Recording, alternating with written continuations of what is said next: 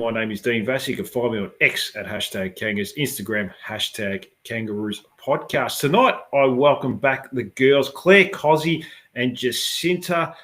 Thanks so much for coming on, girls. Now, we're here to talk about the AFLW game that happened a few days ago now. But look, another win. Certainly didn't have it all our own way, particularly early. And even though it was a comfortable win at the end, I guess full credit to the Bombers because they've been garbage the last couple of weeks, it's fair to say, Claire. Yeah, it was so funny because some of my group chats were kind of a little bit crashing out with the results, and I was watching on the television because I wasn't unable to get to Windy Hill, and I took Jacinta's advice pretty soundly. I didn't even go and pay money to go to Windy Well Hill. done, Claire. Well done. Yeah, look, and I look, it probably was worth entry, $15 to watch them destroy them and put 70 points on them in 3/4. So realistically, money well spent. But yeah, geez, the first quarter, I can imagine a lot of North supporters were a little bit nervous. And I messaged you, Dean. It was so funny because we had a bit of a roles reversal. You were sort of like, nah, the breeze isn't that heavy. Like they should have been playing better, but I think it was probably ended up being a 7-goal breeze. It was just a North 7. It got worse as the game. Yeah, it got worse as the game went on too. It was just right by the end. Yeah. But no, I mean, a bit of credit to the Bombers. I think they got to work. I think they were definitely a lot cleaner in the first quarter, definitely, and used the ball well. I think they copped a interesting 50-metre. I know it was an Eliza Shannon sort of didn't give the ball back properly, so that was a bit of a soft one. But yeah, look, full credit. They came out with a bit of ambition to really rile us up and to attack us, and I think it speaks volumes to Essendon maybe wanting to really change the way that they play, considering their last couple of games had been truly horrific, being unable to score. So that was obviously great to see from the Essendon side. But as I do not care about that football club,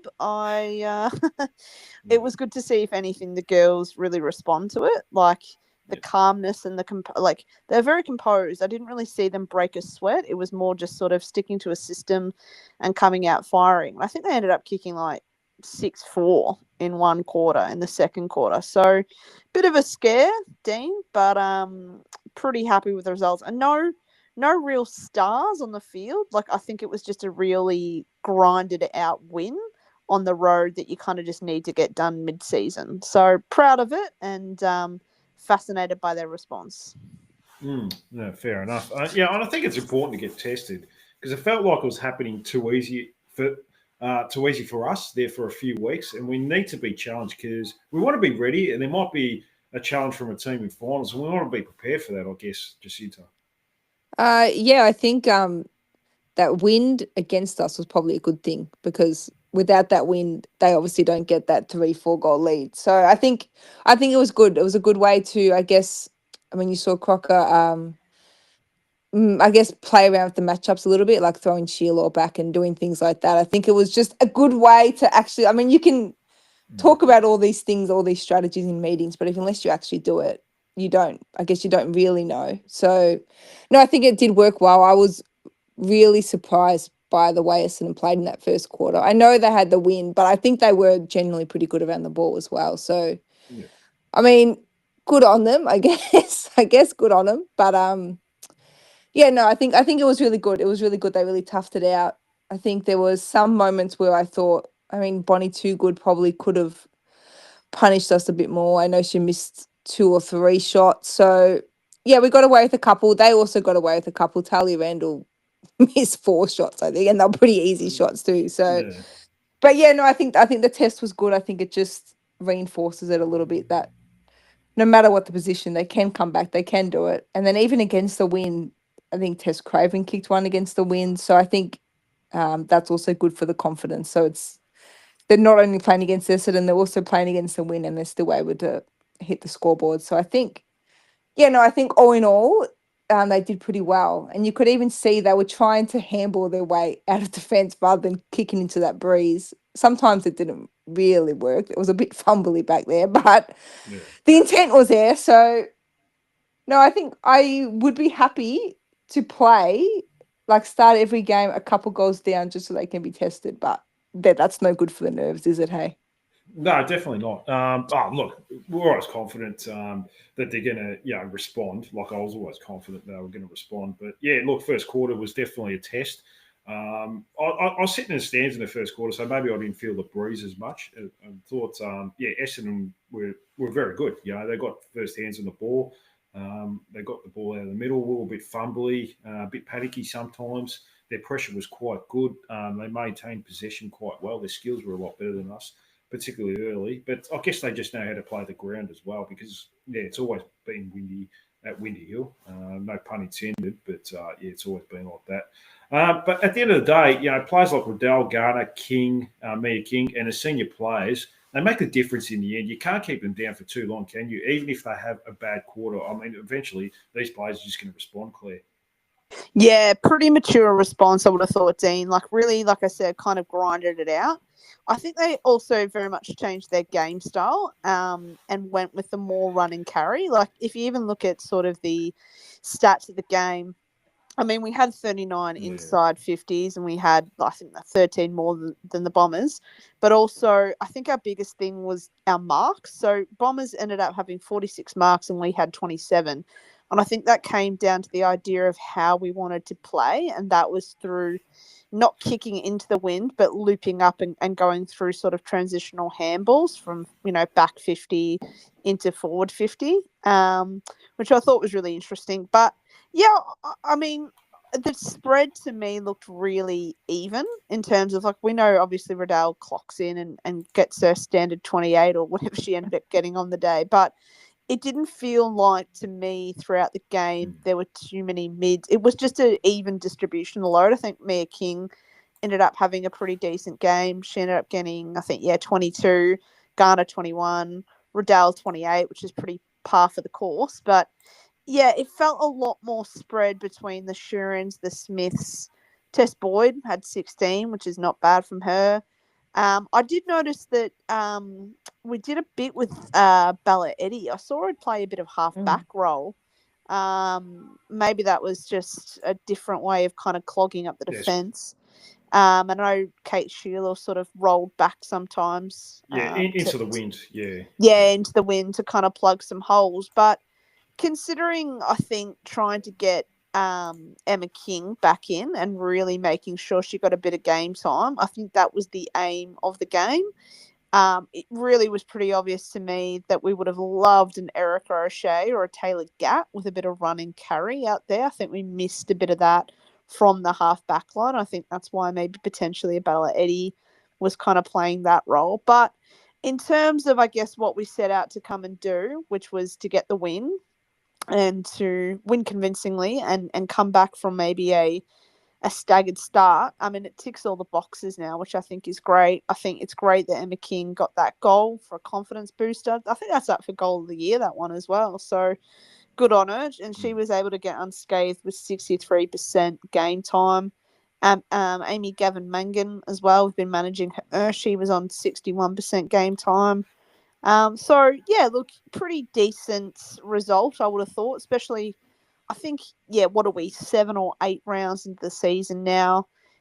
It can feel elementary at times. It can feel like monotonous and routine-based. So maybe it is nice to get a bit of a scare and give it a bit of an understanding, like you said, like, Dean, often we haven't been challenged in the past, so sometimes it is nice to think strategically and, okay, how do we get ourselves out of pickle, or how do we get the game back on our terms now? And I think that after quarter time, we executed pretty perfectly. So, yeah, really happy with the results.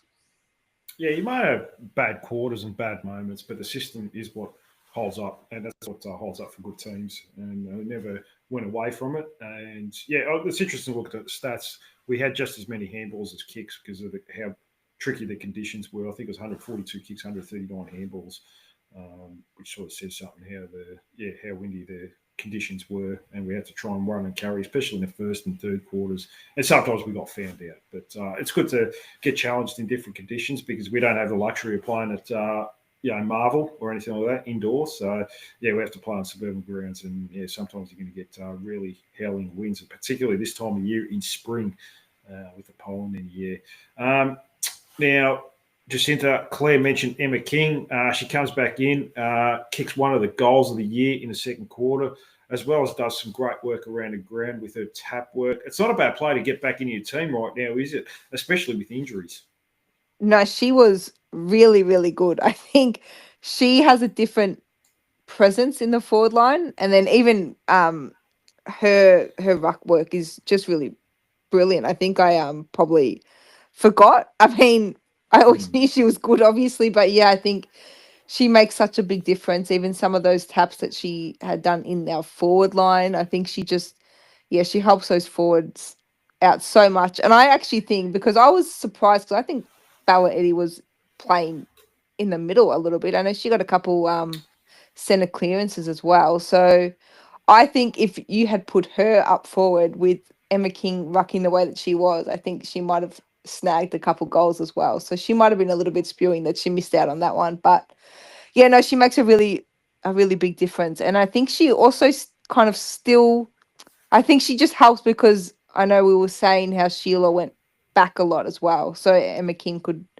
also play that forward role and help out with Randall up there as well. So I think she adds a lot of flexibility. And I know, like, I obviously love Rennie, but I think she's just obviously not as strong as a forward player. So it's kind of ruck or bench for her. And I think Emma King can rest in that full forward position and be really dangerous. That goal was unreal. I honestly think that was one of the goals of the year. And then Bogue follows up not long later with another one. So a minute later.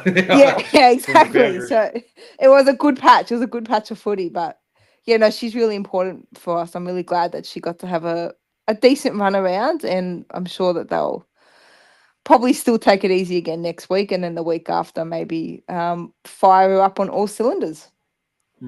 Well, yeah. I mean, might get a bit of a challenge against the Swans this week, but knowing our girls, they probably will be breathing a bit of fire after losing a quarter. So, but yeah, we'll worry about that later. Now, Claire O'Shea are laid out with Achilles soreness, I believe. I think that's what she told me. I don't have no idea what she said. But Elisa O'Loughlin with a time to be determined with her injury at the moment. Taylor Gatt is still in the moon boot. I've seen that over the weekend. I'm feeling very optimistic with her at the moment that she's going to make it in time before finals. Bresnahan, I don't think she's had a surgery just yet, but he's out for the year anyway. Sarah Wright looks unlikely to come back anytime soon. All of a sudden, Tessa Boyd looks like she's going to be a big part of this back-to-back defence right now. She's a quality footballer, isn't she? Oh, premiership player. Yeah, well, she's going to be, yeah. She's going to be, ideally. Yeah, fingers crossed. Yeah, it's pretty crazy how the night changes. That's for the One Direction fans. No, I do think it's crazy. If Tessa Boyd was, she's sitting there in the VFL enjoying life, and then suddenly she's been caught up to the, reigning premiers, defending premiers, ideally, and could play, a massive role. I think she's in great company down there. I think having the professionalism of Ferg and Birch and Carney, and even Eliza Shannon, she unfortunately missed out last year, couldn't get a game, couldn't squeeze her into the side. So I think North have a bit to prove. I think Eilish Sheeran obviously wants her first taste of premiership success as well. So it is an entirely different backline this year in terms of Brej, also Flash, being out as well. So I think we've spoken about before, it's our systems that are just so good and they hold up so well. They hold up in crises, they hold up in attack. And I think, Boyd's going to be really good. Shannon's really good. I think we did, though, on the weekend miss just a little bit more speed on the ball from the back.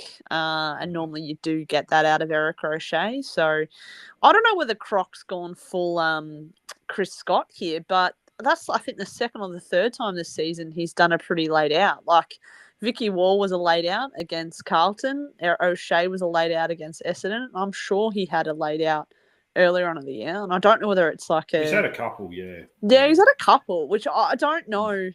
From all intents and purposes, I was told that Vicky Wall was 100% ready to go against Carlton, and then she pulled the pin last minute, just before the warm up and said, "No, it's just not right. Like I'm feeling it. I just don't want to risk it." So that was her call, and maybe O'Shea did the same thing with warm up, but.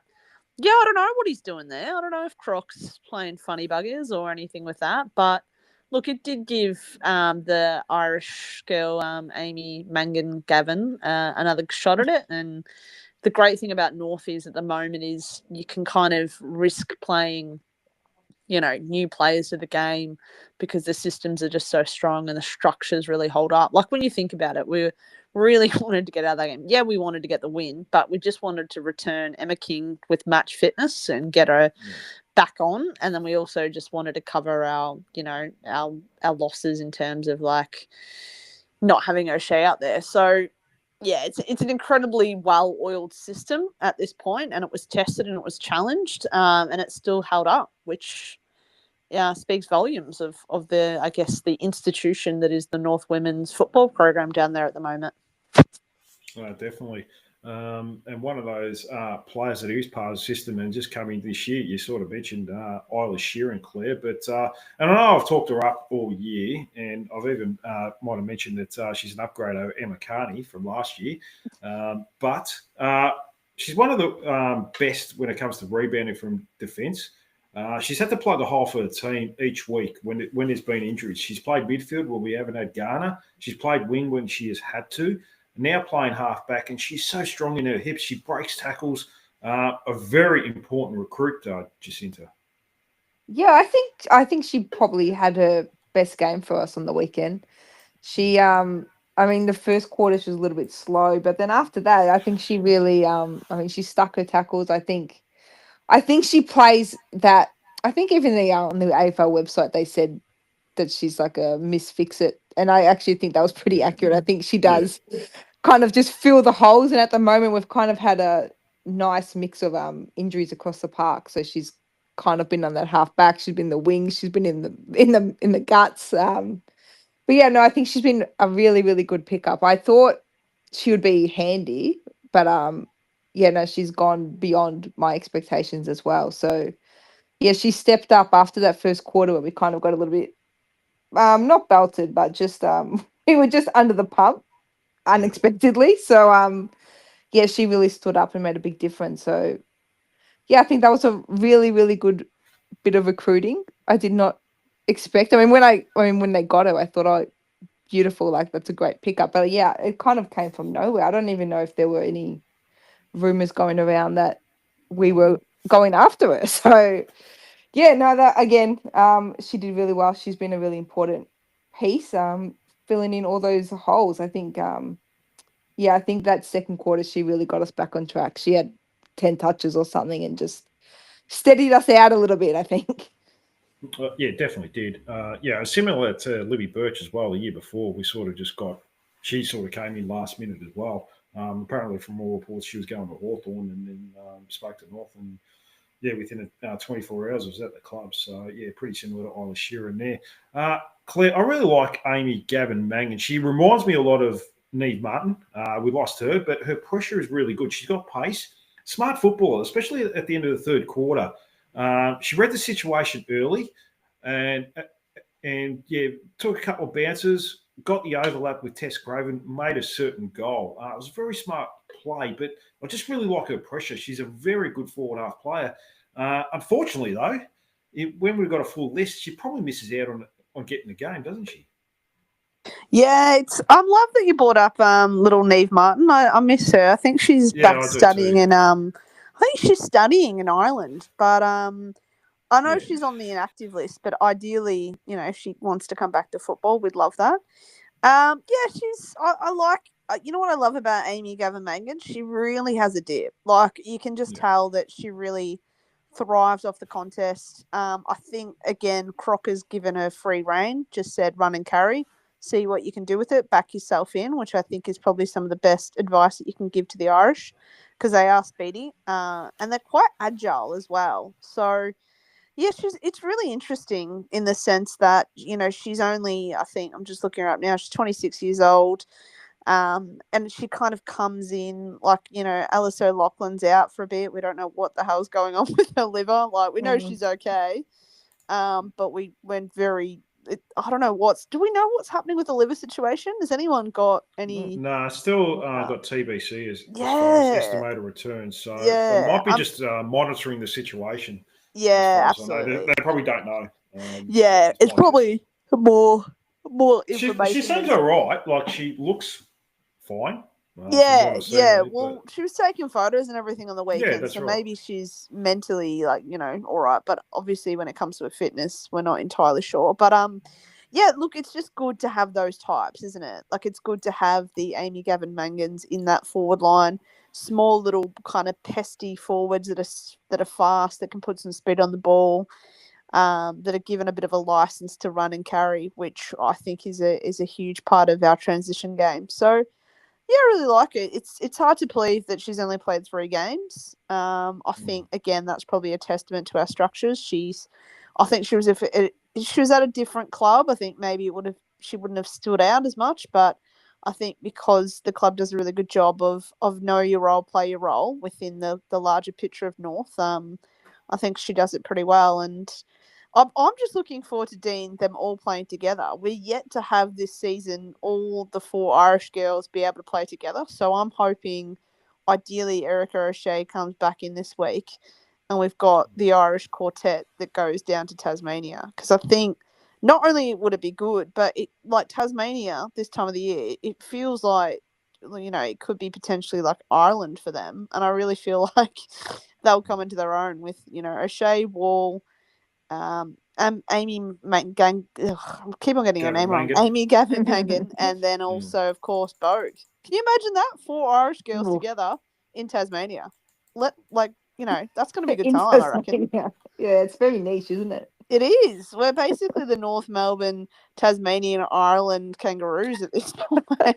I would rather have the island part in there, I think, at this point. Oh, mate, get rid of Tasmania. I want to put Ireland, North Melbourne, Ireland, AFLW kangaroos. Oh, Put it in. our jumpers would look so much nicer like Oh, that. that'd be so good. The Tasmania needs to go. I'm sick of it. I'm sick of it written down the back. Yeah, and the thing is, I'm scared of, and I don't know why I live with this fear, but I just think as soon as Tassie Devils women's got a team, Mia King, they're going to go after her so hard because she's a local down there. So, yeah, I mean, anyway. Well, she once she did, when I spoke to her, this was a year or two ago, she said she wants to live back in Tassie. So she, Oh, no. yeah, so, Oh, no. yeah. But this is before we heard anything about the Tasmanian team. But yeah, she sort of said after football finishes. After football. Oh, Okay, that's a key word. You could have added that then. Yeah, after her 5 flags at North Melbourne, That's you'll right. walk down to Tassie. And you know what? It'll be fine by then, Dean, because she'll be like 35. We'll get a couple of first rounders for her, and we'll be like, yeah, no worries, Tassie, take her. She can play at Twilight Years down there. We don't care. That's fine. Yep. Yeah, That's hopefully, absolutely fine. Brady Rawlins becomes their list manager. That would be better. Oh. Then he won't take Mia King. She's too good for him to take. He fumbled the deal at the last minute, I would have thought. Yeah, exactly. Yeah. I tell you what, though, I think about that, Dean, and we cry about him, but imagine being Essendon and not getting Josh Dunkley at this point. That was only a few years ago they couldn't get the deal done, could they? I think it was 2020 or something like that, and he's gone on to win 2 flags. I'm like, oh, how embarrassing. Anyway, because they just didn't want to pay that. Dogs wanted 2 first rounders, didn't they? And they didn't want to pay out. Yeah. Whereas I think Brisbane were really, and obviously they're in different windows in terms of their talent, but I just think, I mean, knowing that we know now what of Josh Dunkley and his ability to run defensively and just he's such a good midfielder. I'd kill for a Josh Dunkley in our men's team. But anyway, I digress. Back to our AFL team. We're the best. End of. Well, Lenny came into the chat and said, club says the tentative plan for Alice O'Loughlin is 2 weeks of non-contact training and 2 weeks of contact training. So okay. Yeah, maybe towards the end of the year she might come back in. No, that's good news. Right. That's actually good. Yeah, that's great. I mean, great news. Just get a cherry right for finals and pop her in. Happy days. Yeah, well, that's what we're going to do with her and Gaddy. So why not? Yeah, right. Maybe Sarah Wright might be back by then too. So. Oh, I would love that. I'd just love her to see her around the club. Apparently, she went to the Brisbane game, but it'd be nice to see her up and about around the club, just hanging out. But anyway, that's all right. Hopefully sooner rather than later. No. We'll wait and see. Obviously, that's a delicate situation. We won't get too much into that. Now, Jacinta, last year we didn't have an injury, but Claire mentioned that. But the club still done enough to add some fresh faces to the team this year, like Boyd, Gavin Mangan, Eliza Shannon's come in, Blahin Boat, Eilish Sheeran. Because as much as you want to roll it back each year, especially going, winning every game last year, or only drew one, you always have to look at ways of improving the squad. Otherwise, the other teams catch up to you pretty quickly. There's got to be full credit to the list management team here. And I know we talked up Darren Crocker last week, but the girl who's in charge of the list management team, I can't think of her name. Her name escapes me. Deserves a credit as well for the drafting. She's drafted some good players like Taylor Gatt. She got late. Tess Craven as well was a late first rounder. And the training the club have done the last couple of years has been outstanding. So, it's the complete opposite of what we used to with one particular person we just mentioned before. Yeah, well, it's one of those things where I guess you question the chicken or the egg thing, if it's like more the drafting or it's more the development programs that are in place. I actually don't know who our development coach is. I know it's a girl, but I can't remember what her name is. Anyway, she's doing a really good job, whoever that is. Sorry, I don't know your name. But yeah, because a lot of the improvement, I know we've got Sheeran and we've got a couple of the Irish girls in there. But a lot of the improvement has come from players that have already been on the list for a year or two. I mean, Eliza Shannon she was ready to go last year, if we're honest. She could have played in that flag. But she's really stepped up. I really liked her year. And then, I mean, the obvious ones that I guess we knew were going to improve would be like Tripodi and Amy Smith and players like that. But yeah, I think the Irish talent spotting has really just been unreal because, I mean, I know there's a lot. How many Irish girls are there in the AFLW 50?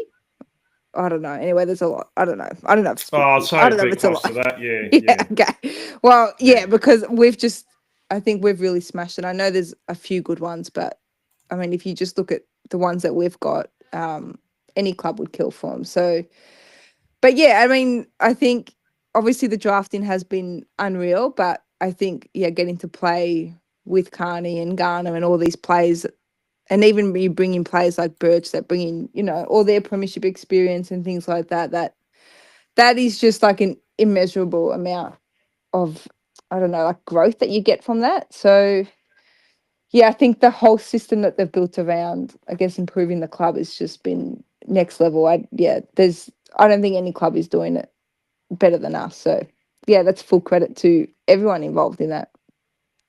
Yeah, 100%. I think you might have been talking about Megan Kiley. Yes, that's it. Yeah. That's her name. Sorry, Megan. I'm very sorry. No, that's all right. A senior coach is Darren Crocker. Midfield coach Ryan Pendlebury. Anyone with the last name Pendlebury, they must be good. So we'll take them. Yep. Yeah, Dan McKenzie. I think he was a former St Kilda player. Dan McKenzie. He's a forward coach, and defenders coach, head of football performance is Reese Harwood.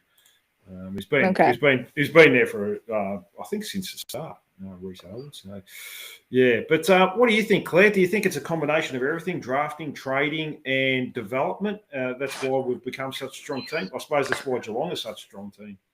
Yeah, I think we owe a little bit more to Megan Kiley because she's a former Richmond player. So I reckon she would have chirped in the ear of Eilish Sheeran and said, possibly, you want to start winning games? You want to start winning finals? I think she would have potentially played a hand in that, which is good. But I do think it's the case of North Melbourne are renowned for in the league internally and externally by other clubs of being obviously a good culture. But it's no surprise to anyone that Sonia Hood and Jen Watt authentically believe in the program and they care about the program, and it's not a tick boxing exercise for them. And I think that really makes a difference. I truly do believe, and I'm happily rattle them off air, who are the clubs that are just doing this because they have to, and who are the ones that want to be doing it. And I think North stands out in the sense that they truly believe in the program and they're there to win flags. I think the culture and the leadership of Carney from the top is really good, but then also changing the baton with someone like a Garner, who is simply, as we know, just an egoless person. And then obviously Ash Riddell, who, no ego at all, goes and teaches in her spare time and then racks up 40 on the weekend. So I think it comes down to good culture and good people. I don't have this on record. I'm just putting this theory out there. I think North do their salary cap differently. And what I mean by that is you can obviously have the tiered payments like tier 1, tier 2, tier 3, tier 4, and they're all different ranges. But I actually think that North spreads their salary cap out so no one is on the really big bucks and you have more of the playing list that are sharing the money of the pot. Now, look, I don't know that for absolute facts, but I have some good theories and on good authority that's what they're doing. And I think that makes a massive difference as well in terms of the whole team ethos kind of all going in together and all understanding, look, obviously at the end of the day it's work and we want to get paid for our work, but if we do this and we spread the load evenly, there's no sort of sense of hierarchy and we're playing for each other, for the club, for the North colours and to win flags. So I just think it's built very differently to how other different AFLW clubs run that. I'm also told that Brisbane back in the day when they were winning flags also had that sort of model. They definitely spread their salary cap more evenly amongst a playing list. I don't know what that's like now. I haven't been updated on that. But I just think that sets a really good culture. Doesn't matter whether you're, a draftee or from Ireland or whether you're Jazz Garner. If there's a bit of, if the pay disparity isn't as high, I think it's that sense of, we're a one club mentality. We play for each other. So I don't know. I'm not 100% on that, but I've got some fairly good insider knowledge, and I think that goes a long way in telling other clubs and players of how North run their club in a really, I guess, I don't want to say selfless, but in a really positive way that's all inclusive and all about kind of the professionalism and what it takes to play good footy. So, yeah. No, that makes a lot of sense. I don't imagine. Like, I know Jasmine Garner will be getting paid pretty well. I mean, this is a full-time career, but I mean, she wouldn't be thieving money either from the fifth or sixth best player at the club either. Well, nah, and that's why I reckon they stay as well. Like Ferg just signed, Alice signed. Like, I think they stay. Like I have no doubt they would be throwing fistfuls at money. And, Ferg could easily walk into another club and get tier 1 payment being, a key premiership defender, but she doesn't because she understands, that North is a really well-organised club and an authentic club and a genuine place where she loves to play footy and connect with her friends. So I just think that I do think, don't get me wrong, I do think players definitely should get paid what they deserve, 100%.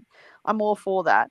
But I also can understand the perspective of if you're sitting there and you're working your guts out and, you're playing really well and you're on a certain tiered payment and someone's on tier 1 racking 200K and not doing as well as you, I can understand why that does cause tension and conflict. Do you know what I mean? Like I can understand why that could become an issue and an area of tension for people. So I just think if you spread the salary cap a little bit more evenly, I think it becomes less of an issue and more of a buy-in from all the players. So yeah, I think that helps. Again, I'm not 100% sure on that, but I have it on good authority, I'd say. No, well, I think you're in a loop more than most of us, Claire. I mean, you are friends with a few of the players, so it does make sense. So probably, and like you said, it's a combination of everything: culture, obviously drafting, trading, development, and so forth. But it is a combination of a lot of things. And yeah, no, full credit to everyone involved at the moment. Let's move on to team changes, possible team changes against the Swans this week. We move over to Tassie once again. Jacinta, your favourite place to play football in Launceston. 3:05. Just let it end. 3:05 on a Saturday afternoon. Do you expect any team changes? Oh, as far as I know, Erica O'Shea is not on an injury report, so she has to come back in. Someone's going to be very unlucky to miss out. I don't know who that is at the moment. Yeah, if O'Shea's not fit, I mean, obviously I'll just go in with no changes. But now we've got to get her back in. That's the Conundrum. problem now. Yeah, that's right. Yeah, because Emma King basically came in for her in the end, did she? Is that how they yes. how they put it? Yeah, it must have been. Yeah, she did. Yeah.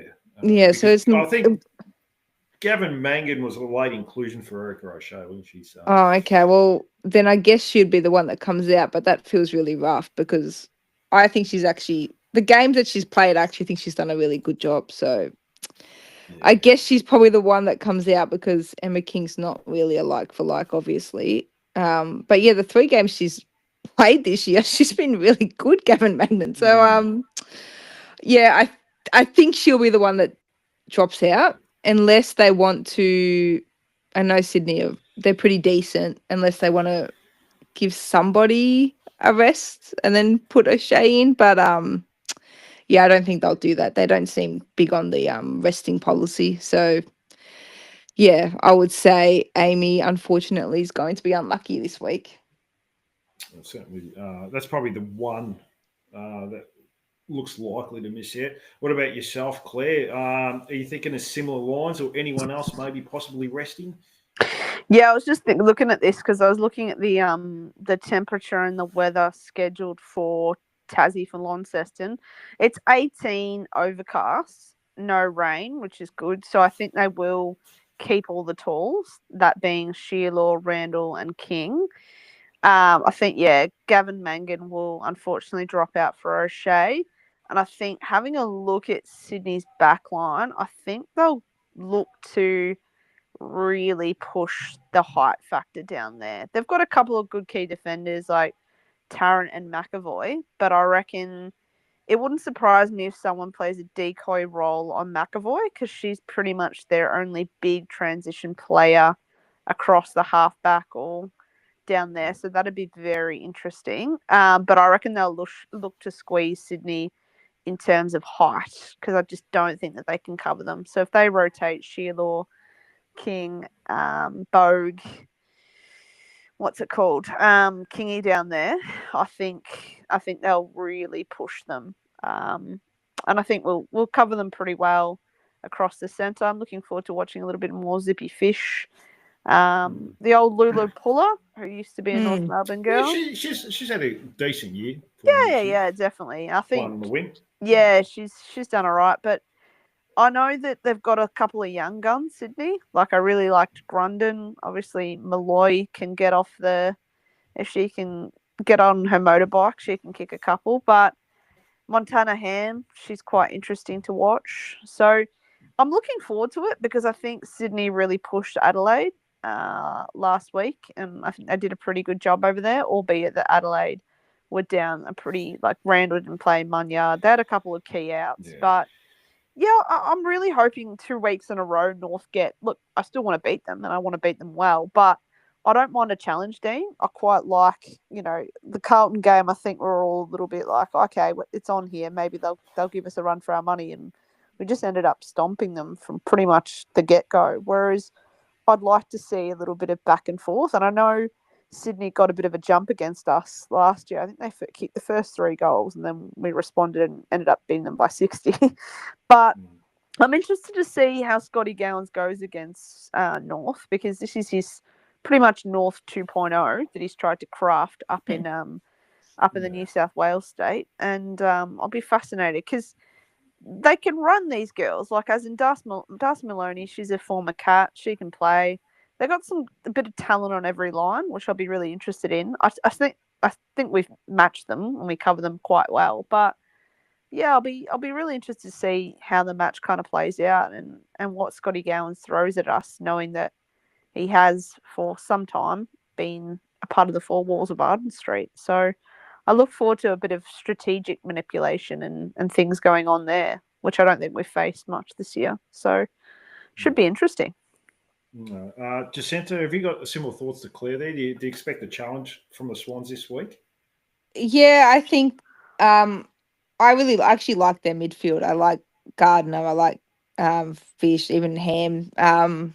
So I think I think that they will put up a fight. I don't think we will walk all over them. And I actually think they did play really well against Adelaide last week. I know they've had a couple losses in a row. I think three? I think they've lost three in a row now, the Swans. So they will be desperate to hang in that top eight because they will fall out. I think if they lose this watch, 99% chance they will lose this. So they're going to fall out. So I think it's all about damage control. They've actually got a decent percentage as well. So they've really got to hold on to that. So I think actually the teams that, I don't know, like lose to us by the least amount, like get the least amount of damage to the percentage are the ones that will end up in the eight because at this point, it's the teams that we're just destroying and they're just ruining their percentage. They're basically falling like a whole game out. They may as well just minus 4 points off their total because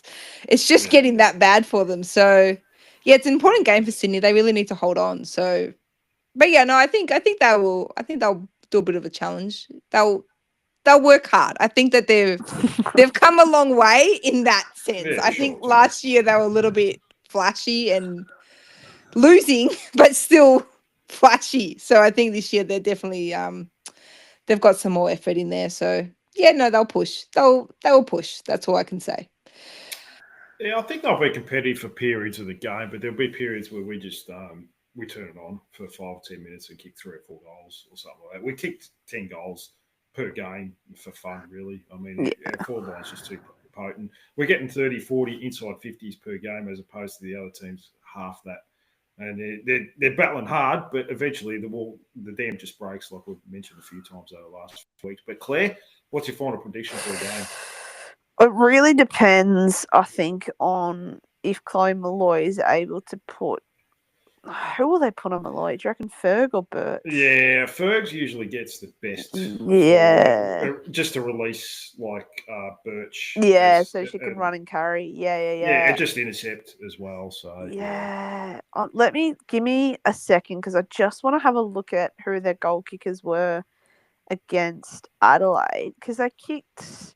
This is another thing as well about Swans is they kicked 39 last week, obviously against Crows, and they only ended up kicking 42 against Giants. And no disrespect for the Giants, but if you're not kicking 100 points on the Giants, what are you doing? No disrespect, but complete disrespect. But yeah, well, realistically, and then what are they?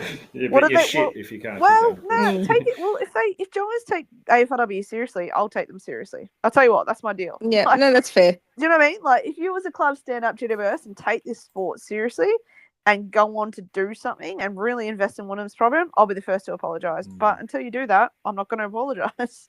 And then they kicked 17, so they kicked nothing against. They won a game a couple of weeks ago. No, they've lost 3 in a row. They've lost Collingwood, GWS, and Adelaide. And out of those, I really only rate Adelaide, to be fair. But they kicked 17 points against Collingwood. Jeez. That's woeful. And then before that, they've gone ahead and they've played. They kicked 62 against Dockers. I mean, we kicked 100, so. Yeah, look. 114. Yeah, that was insane. So, look, Malloy's going to have to kick minimum 4 for them to be considered even remotely a chance. And I love Malloy, but I don't think she's going to kick 4 on Ferg. And then who else did they have? Hamilton kick 1. The Hamilton girls, Gardner kick 1. Yeah, look, if they're lucky, they'll get about 32 points, and we'll get about 65. So we'll be Yes. No, I reckon pen us in for about a 6-goal win, Dean. 36-point win to the North Melbourne, Ireland, Tasmanian Kangaroos. Much better. Yeah, just chuck Yeah. Ireland in. Substitute Ireland for Tasmania. Yeah. But yeah, about 6 goals, I would have thought, Dean, and potentially more if Malloy is kept quiet. But yeah, they really rely on her and a couple of midfielders to chip in, and if they don't, then it could be pretty bad. What do you guys think? What's your predictions? I'll let you go, Jacinta. I'm pretty similar. I think maybe 27, 28 points. I don't think it'll be a demolition job. All right, yeah, that sounds good. Yeah, I'll go about similar to you, Claire. About 6 goals. I'll go 38 points or something like that. So I think we'll just have periods where we're going to be far too good. If we start the game off well and we'll kick the first 3 or 4 goals, and it's going to be a long day for the Swans. So that's generally what's happened during the course of the year. If we start off games well, we blow teams away. If other teams start well, they can. Like Essendon, Brisbane started okay against us. They can be semi-competitive for 5 or 6 goals, but if we start well, then it's going to be hard. It's going to be a hard slog for the Swans, and we get into teams' heads quite quickly too. You can sort of tell their body language just drops down, and that's pretty much over once that happens. Yeah, well, we're winning our last 2 matches. 87 plays 27, so beat them by 10 goals. And then 2022, it was 67 to 1 point. That was a good one. Oof. I think that was it. Yeah. That was their first season, wasn't it? Yeah, that was... 2019 was our first season. No, their first season. Oh, their first season. Yeah, that actually... Because they finished last. Yeah, they did. Yeah, that probably tracks. Yeah. I mean... Yeah, that's when we had. Geez, who do we have still rolling around for us? I think we still had Sophie Bertangelo rolling around. Oh, I loved Abba. I really loved Abba. She's a good player. Yeah. I liked it. I rated her. Yeah, she was a fiery little one. And Bateman was still running around. I think that's another thing. Like, if I'm circling back, Dean, another really big reason as to why North are probably so good now is because they've kept their core group together. Like, Eddie, I think, debuted around 2021 or something. She's still at the club. O'Loughlin, Garner, Randall, all these people have stayed with the group for such a long time now. So when you're so connected and the core group has been there for such a long time, it just feels like footy is fun and footy is a great place to be. Like Arden Street, I'm playing with my mates and it just feels like a fun footy club to be a part of. And I think that's a testament as to why they're all still kind of hanging around and there's not much player movement at North. It's just the core group kind of sticking together. So, yeah. It makes a big difference. 100%. Like Elisa O'Loughlin would have, could have gone somewhere else for a bit more money, but just sort of stay loyal and want to play with her mates and, probably, a successful team as well, which you're going to have to think. You're going to have to think that there's more opportunities for us to get success over the next few years than any other team. Well, that's the thing, yeah. Would you rather play against us or for us? I think that's the big question. God, so true. So true. Pretty simple. Anyways, girls, I got question time coming Yes! up. I'm so excited. I've been excited all day for this thing. Have you been studying? Oh, look at the sound Yeah. Wow. Okay. Hop off, Tim. Yeah, so that dragged on a little longer than I would have liked. So no, I liked it. That's side effects. All right, let's start with you, Jacinta. So, sure. All right, who has a better disposal efficiency between Emma Carney and Eilish Sheeran this year? Oh, I wish you had said Ferguson. I really wish you said Ferguson. I'm waiting for that. It's my nightmare question. Yeah. Well, I did mention one of these players is an upgrade over Emma Carney. Oh. Okay, but could I be throwing you off there? Yeah, he could be throwing you off here. They're just in a. No, I'm gonna go with. Oh my gosh, No, I'm gonna go Carney. Let's go. Okay. So Oh. is that your final answer? Oh, not this again. Oh. I think only because I think she gets a little bit less of the ball, so surely she's hitting more with that less. I don't know. Okay, I'm just gonna let's just lock it in. What about you, Claire? What do you think? Oh, okay. Now you've turned to the studio audience. Okay, I'm going Sheeran because you did say she was an upgrade, and yeah, she's getting a lot of it. Sheeran. No, I'm going Sheeran. Okay, well, it's actually Emma Carney. So Oh, look at you. Back Emma in. Back her in. Back her in. I love it. yeah, Emma Carney 69.8, Eilish Sheeran 69. So pretty close. Oh, Not much gee. difference. Yeah, not a lot. Wow. All right, now the Irish girls. Okay. Claire, who Yeah. has had the more running bounces this year in total from the Oh. Irish girls? So you got Blahin Bogue, Erica Yeah. O'Shea, Amy Gavin Mangan, and Vicky Wall. Vicky loves a bounce, but she also hasn't played. She missed a couple of games. Is it average bounces per game or the amount? No, in total this year. Oh, in So, total. Oh, Bogue loves a bounce. O'Shea loves a bounce. Who was it again? So it was between all the Irish Bogue, girls. O'Shea, yeah, Mangan, and Wall. Just remember, if the ball doesn't come back, it doesn't count as a bounce. It counts as an error. So think Yeah, about that. that's true. Yeah. Okay, well, I love you, Gavin Mangan, but it doesn't sometimes come back up to you. I'm Wall or O'Shea because O'Shea loves a run and bounce. I'm gonna lock in Vicky Wall. I know that's random because she's missed a couple of Eric O'Shea. Eric O'Shea. She's That's your final answer. So, yeah, it's my final answer. I'm backing myself in. What do you think, Jacinta? Oh, I think Bogue. Oh, yeah. Okay. Here we you're go. going Bogue. All right. O'Shea, Well, come on. Claire, you Yeah. couldn't have been more wrong. Erica Oh, O'Shea has had 0 bounces this year. Vicky You're just Wall. picturing last year, I think. Oh my god, maybe she's had 0. Yeah.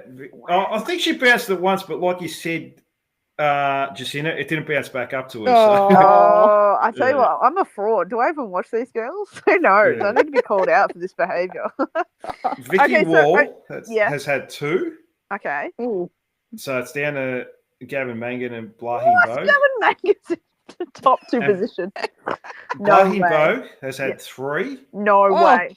And Mangan Amy Gavin Mangan has had 5. What? Wow. Oh my god! You know what? Go gal, 5 bounces. If I see her at a game, I'll tell her that. She'll be like, I think that keeps her in. I think O'Shea's locked out now. I Locked think she stays in and Whoever's keeps bouncing the ball. halfback flagger O'Shea is out because she She's doesn't bounce the out. ball. That's it. I- That's it. I don't know how Blahin Oh. Bogue's had 3. I have not seen one ball bounce back straight up to her. It's just rolls along the ground every time she bounces it. So. I've seen her on a fast break. This is why I think I'm confusing Yeah. Wall with Bo, because I've seen her on a wall on a fast break, bounce it from the Yeah. center, and then loop the handball over and kick the goal. So yeah, I mean, look, that's crazy. I would have guessed Amy. I'm just gonna call her Amy from now on because three names is selfish, Amy. That's not how we do it in Australia. So It's just Unless- hogging names.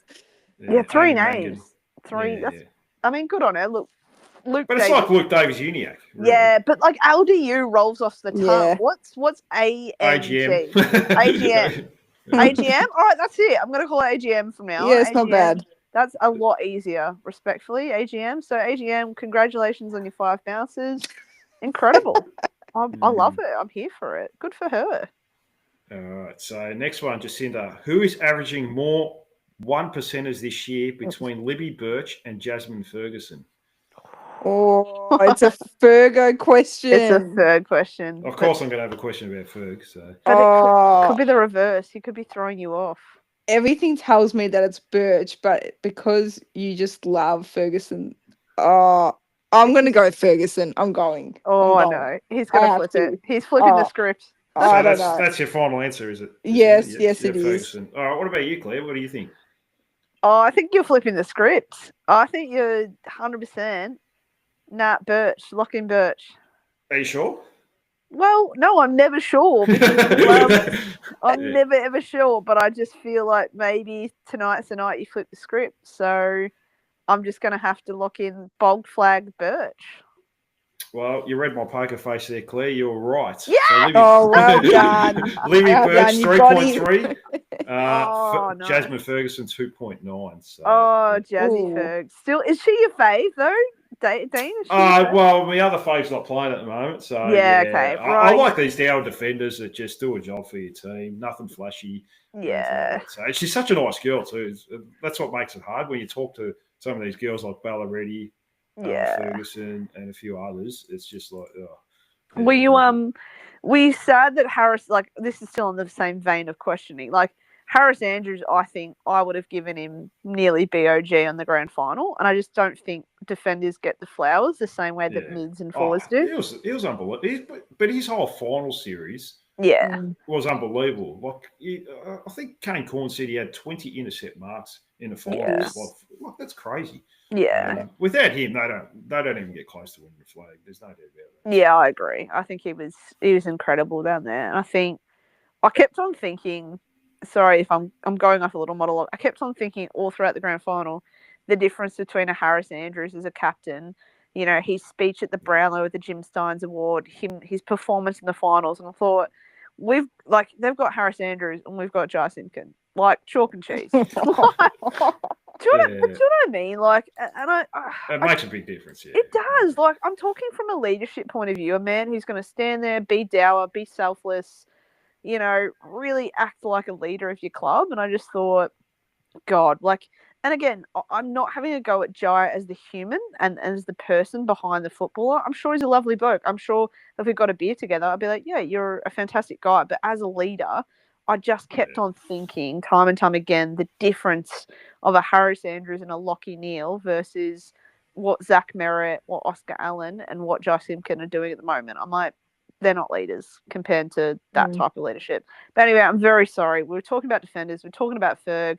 We're talking about dourness and, like defenders' abilities to just get the job done time and time again. They're very selfless players, I would have thought. Well, you would have noticed in the group chat, I sent a screenshot of Jasmine Ferguson's disposal efficiency over the weekend. She had 4 touches, but 100%. 100%. Of course. Rough wins. Of course. Yeah, as per usual, wouldn't expect. Geez, what I wouldn't give for a male version of Ferguson in our team, I would cry. Yes. I would break down and cry.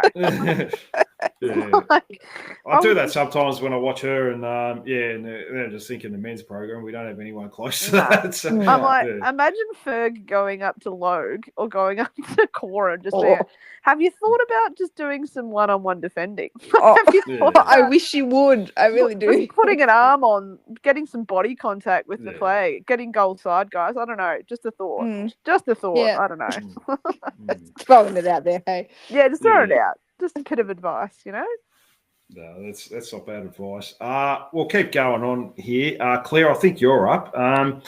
Who has taken the most marks in total this year between Kate Sheila and Talia Randall? Oh, geez, that is a good one. Because Randall's clunk some, but so is Sheila. And Sheila also rolls down back and takes some. Oh, but then Randall spends more time on the ground, I'm pretty sure, compared to both of them. Pretty sure Randall gets a fair chunk of it. Oh. Nah, you know what? I'm going to lock in Sheila. I think Sheila's taken a couple of really good pack marks on the wing and done some really good body work. And Talia plays more deep forward as well, so sometimes they can come over the back. Yeah, I'm going to lock in Kate Sheila. I could be wrong. I probably am wrong, but Kate Sheila, please. That's my final answer. Well, it's a 50-50 chance. It is a 50-50. I am, and even if I phone a friend like Jacinta, I just don't think. Who would you pick, Jacinta? Yeah, well, you go, Jacinta. I think Sheila too. I think she takes some more lead up marks. Yeah, right. She gets up the ground a little bit more, whereas Randall's more on the goal square. So, yeah, I'm locking in Eddie. I'm locking in Sheila. Watch me be wrong. Yeah, Jacinta's locked in. Sheila. Yeah, I'm locked in. I'm locked in. Locked in. All right. Well, you girls are correct. Yeah. Sheila has 32 and Talia Randall has 29. Oh, okay. Not much splitting them. Mm. Yeah, right. And this Interesting. next one is pretty close as well. Jacinta, who has more goal assists this year in total? Bella Eddy or Jenna Bruton? Oh, Oh, Bella Eddy is the goal assist queen. yeah. But she But has she- missed a couple of weeks Yeah, as that's why I'm thinking. Oh, and Jenna had a couple on the weekend. I'm gonna go Bruton. well. Interesting. Are you sure? Yes, yes, Yeah. yes. You're loving this role. Yeah, I am. I'm loving it a bit too much, actually. No, I'm here for it. I Claire? love it. Claire? Yeah, Bruton or Eddie. Oh, she popped one over on the weekend. I reckon Bruton's getting a bit of. She's pinning back the ears around goal now, and she's really going for it. So, but then Bruton hit up really good one to Alice against Carlton. Mm. Nah, I reckon actually Bruton because Eddie's missed a few. So, yeah, I'm happy to lock in Bruton as well. I think she's been really good this year. Okay, well, you girls are wrong. So Oh, this one, Bella Eddy has 4 goal assists this year. Jenna Bruton 3. Wow. I Okay. thought for sure Bruton had more than 3. Yeah, so Wow. Yeah, that's what I would have thought too. That's why What I have I put the what question is out. actually? I actually don't even know what I've been watching anymore. This is just I think she's got more score involvements. Okay, Jenna Bruton, okay, but yeah, all right. Bella Eddy has more goal assists. So okay. When we say goal assist and score involvements, so for me, Bruton set up Tess Craven to run in and kick that goal. That's a score assist, no? Or is yeah, Yes. it's a goal assist. Yeah, Yeah. And then it's also, a direct. Yeah, it's a direct result. Of it's a direct. And like Bruton set up Alice O'Loughlin again against Carlton. And score involvement, what's the difference? Is score involvement when Score involvements involve a chain. You're involved in a chain with a score, so it's So could any start from the point or back line. behind. Yeah, Yeah, it could right, go okay. to the midfield, and Yeah. yes. So theoretically, like if the ball touches like 12 different sets of hands on the way down from defensive 50, it's all score involvement. it's a for score all of them, involvement. so, Wow, okay. Because I did know goal assist was like direct, but I thought Yeah, score it's- involvement was when it was either a point or a behind. So if you're Bruton and you're kicking it to Randall in the square and she ends up kicking a point, it's just a score involvement. But okay, now I know ball, Dean. Thank you. This has been But very even the educational. goal assists, I think they even do if they don't think the player meant to hit that target, then it doesn't count as a goal assist. Oh, It has to be like a deliberate handball or kick. okay, Yeah. that has to. Okay, so like Lockie Neal's famous goal on the weekend, and it was set up by I think McCluggage or Zorko. Would that consider a score assist, like a goal assist, or is it like too The far? handball to him. Yeah. Was it a handball to Yeah. him? Yeah, that's Yeah. the goal assist. Yeah. Ah, okay. Yeah, right. Interesting. Well, I mean, I'm just not shocked at Bella Eddy. She can do it all. I think the other Yeah. thing that makes North so good is there's so many utility players. Like, realistically, Tess Craven, chuck her on the wing, put her on the half Mm. back, make her Mm. kick out. Like, she can do it all. Yeah, Bella she's Eddy good skills. can Yeah. really play. Like, Isla Sheeran, yes, we've recruited her for half back role, but she's just been a utility this year. She can do anything. Like, I wouldn't be shocked if Crocker was like, "Oh, sorry, like we need you to rock," and she'd be able to do it. But yeah, fair enough. I'll give it a crack if you need me to. Like, I think North are really good at getting players that can play utility roles and play different sort of, space. Even a Kate Sheila, if she needs to, sometimes goes down back or. Yeah, she did in the third quarter. Yeah. Try to play loose, but they dropped. They kept dropping a player to not make her accountable in the 450 Essendon. So she can't do that. That's for sure. She's played a few games where she's dropped back, particularly end of quarters. She just drops back as a loose, just to not concede a goal. Probably not so much this year because we've been up by about 10 goals most games. So they just don't worry about it. But on the weekend they certainly tried it, which is good to see. Yeah. All right, we're down to the final one. Jacinta, who is averaging more ground ball gets this year? Jasmine Garner or Mia King? Oh. I mean, Jazzy gets more of the ball in general, so that makes me think her. But I know she missed a couple or one. I don't remember. Or I'm just going to go Garner. I just feel like you just can never go against her. That's what I'm going with. That's it. Okay, interesting. Yeah. Claire, what about yourself? Nah, I'm gonna go because I just feel like King's had again one of those underrated seasons where in any other club she'd poll like number one best and fairest winner. So She's pretty good. She's pretty clean with her hands. So yeah, I'm Mm. gonna go Kingy here. Okay, well, Jacinta, you were right on this one. The No, goat. Can't doubt her. yeah, Can't doubt yeah, her. no, Yeah, can't doubt the goat. Yeah, the Dumb. Queen. Yeah. The Jane Queen Gunner, herself. 8.3. Mia King, 7.7. Oh, she's coming. She is coming. Yeah, it was pretty close. So, yeah. Yeah, she's done all right there, hasn't she? To be fair. No, she's definitely done well. Well, girls, that's all I have for you tonight. Claire, any final words? Yeah, I mean, just interested in what happens on the weekend. I think North will be.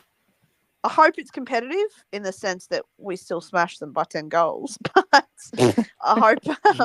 No, I just hope that there's a bit more. I hope Sydney come out with a bit of fight in them, and we're able to kind of tactically go head to head, because I think there's an important couple of block of games that I think North really need to look at. And I think the form starts now. Like, don't get me wrong, we still finished the game against Essendon really well, but we have a chunk of games that we've got to play well now. We've got obviously Sydney this week. We've got Adelaide. Oh, sorry. Oh, no, we've got Richmond. Actually, don't worry about that. Forget everything I said. Don't worry. We've got Richmond the next week. No stress. Don't worry. Let's just play hard football, and then we've got to bye the next week. So all good. Yeah, no mercy, Claire. No mercy for Oh, anyone. no, again, though, Dean, if Richmond invested into their women's program, I'd have a little bit of a soft spot for them. But as they haven't, then I'll give them due respect if they do the right thing by their players and their club, but they don't. So, Very yeah. fair. Very fair. Fair Yeah. enough. Look forward to seeing Mon Conti in the blue and white next year. Oh, come home, Yes. on. Yeah, Yes. Come she home. loves North, so yeah, why not? Jacinta, any final words for you? No, just that I really enjoy the Saturday afternoon time slot, and I also enjoy watching Chloe Malloy. I hope she doesn't smash us, but I do like watching her. I think she's good TV. But yeah, I was looking forward to it. No, fair enough. I'm not a big fan of Chloe Malloy ever since she had a go at Garner for leaving the club, Collingwood, to go to North. then she and left. then she runs for the money the minute she gets offered anything decent. That's fair. That's a nice long-term grudge. That's really Yeah, I well like thought it. of you. I'll hold. It's personal for me. It's So fair. yeah, so that's fair. hopefully Fer can do a job on the weekend. So, but yeah, we'll see what happens. Well, Claire, always a pleasure. I'll look forward to chatting to you next week. Yeah, sounds good, Dean. See you then. Sounds good. Jacinta, pleasure as always. Look forward to chatting to you next week as well. Yes, you too, Dean. Have a good week. Thanks, Jacinta. Thank you, Claire. And thank you to all your listeners for tuning in tonight. Really appreciate it. Don't forget to like, subscribe, leave a comment, tell Claire, Jacinta how great they are. And to put more research into the questions as well, because they struggled a bit tonight. But no, that's all good. All part of the fun. I'll be back next week probably to review the women's team, and I'll probably talk a little bit more about if any trades come in with the men's program or any free agents.